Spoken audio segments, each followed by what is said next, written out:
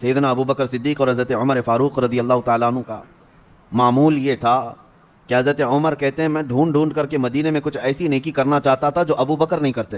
بڑی مشکل سے حضرت عمر کو ایک گھر ملا, ایک بوڑھی عورت جس کا کوئی نہیں رہتا تھا. حضرت عمر نے طے کر لیا کہ اس کے بیوہ عورت ہے, اس کے گھر کا سارا کام میں کر دوں گا, کسی کو پتہ بھی نہ چلے, نیکی کا کام ہے. وہ فجر میں نماز کے بعد جا کر دیکھے تو اس عورت کا سارا گھر کا کام پہلے سے کیا ہوا ہے, جبکہ وہ بستر سے اٹھ نہیں پاتی. اس کے گھر کے برتن, اس کا بستر, سب کچھ صاف ستھرا ہے. دوسرے دن آ کر دیکھے وہی حال تھا. حضرت عمر کہتے ہیں تیسرے دن میں اذان فجر سے پہلے ہی چھپ کر دیکھنا شروع کیا کہ آخر اس کے گھر کا کام کرتا کون ہے.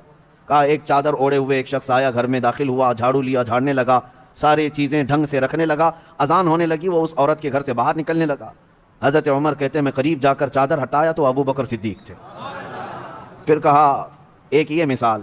حضرت عمر کہتے ہیں میں کبھی آگے بڑھ ہی نہیں سکتا, میں جہاں کوشش کرتا ہوں اس سے پہلے حضرت ابو بکر پہنچے ہوئے ہوتے. جب آپ کی خلافت کا وقت تھا تب آپ نے اعلان کیا, حضرت عمر فاروق نے, کوئی ایسی نیکی جو ابو بکر کرتے تھے اور میں نہیں کر رہا ہوں تو لوگوں مجھے بتا دو تاکہ میں برابر ہو جاؤں.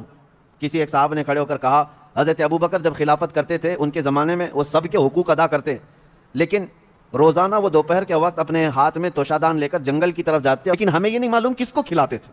یہ حضرت ابو بکر کا معمول تھا. لیکن حضرت عمر نے اپنے گھر سے توشادان لیا, روٹی سالن, اور لے کر اسی جنگل کی طرف چل پڑے. وہاں کس کو کھلاتے تھے کیا پتا. دن بھر ڈھونڈتے رہے, کوئی ملے, کوئی نہیں ملا. شام کا وقت قریب آ رہا تھا. ایک پہاڑ کی چوٹی میں ایک غار سے کسی کے ذکر کرنے کی آواز آ رہی تھی. حضرت عمر اس آواز کی طرف لپک گئے, دوڑ کر جا کر دیکھا کہ کوئی ہے یہاں پر مجبور. اللہ اکبر, جیسی غار کے اندر نظر پڑی تو دیکھا ایک ایسا شخص بیٹھا ہوا ہے جس کے ہاتھ بھی کٹے ہیں, پیر بھی کٹے ہیں, اور آنکھوں سے بھی بینا نہیں ہے, اندھا ہے, نابینا ہے. اتنی معذوری کے عالم میں اگر کوئی بیٹھا ہوا ہے اور غار میں, تو حضرت عمر کہتے ہیں مجھے تو یقین ہو گیا کہ یہی وہ بندہ ہے جس کو حضرت ابو بکر کھلایا کرتے تھے. اس کا کھانا وقت کا خلیفہ کھلایا کرتا تھا. حضرت عمر کہتے ہیں میں گیا, چپکے سے جا کر بیٹھ گیا, میں نے آواز بھی نہیں کی تاکہ اس اندھے شخص کو یہ معلوم بھی نہ ہو کہ کون کھلانے آیا ہے. آپ نے روٹی توڑ کر سالن میں بھگوئی اور اس اندھے کو منہ میں روٹی رکھی. جیسے ہی اس کے منہ میں روٹی کا ٹکڑا گیا وہ چیخ کر کہتا ہے آنے والے, کیا ابو بکر کا انتقال ہو گیا؟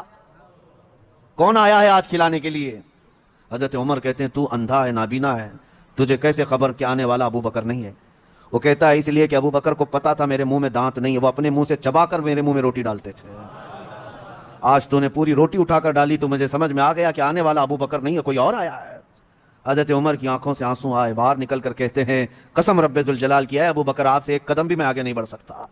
سابقوا الی الخیرات جس کو اللہ نے فرمایا, یعنی نیکیوں کی طرف بھاگو, دوڑو. آپ کے اندر یہ مقابلہ آرائی اگر آ جائے جس کو ہیلتھی کمپٹیشن کہا جاتا ہے, اس میں حسد نہیں ہے, اور اگر اس میں حسد بھی ہو تو نیکیوں میں ہے. جس کو فرمایا کہ حسد ایک جگہ جائز ہے وہ علم ہے, یعنی اس کو اتنا علم ہے تو میں اور علم حاصل کروں. اگر کوئی 2 رکعت نماز پڑھ رہا ہے تو آپ کے اندر اس بات کی تمنا جاگنی چاہیے میں 4 پڑھوں. نیکیوں میں دوڑ لگاؤ.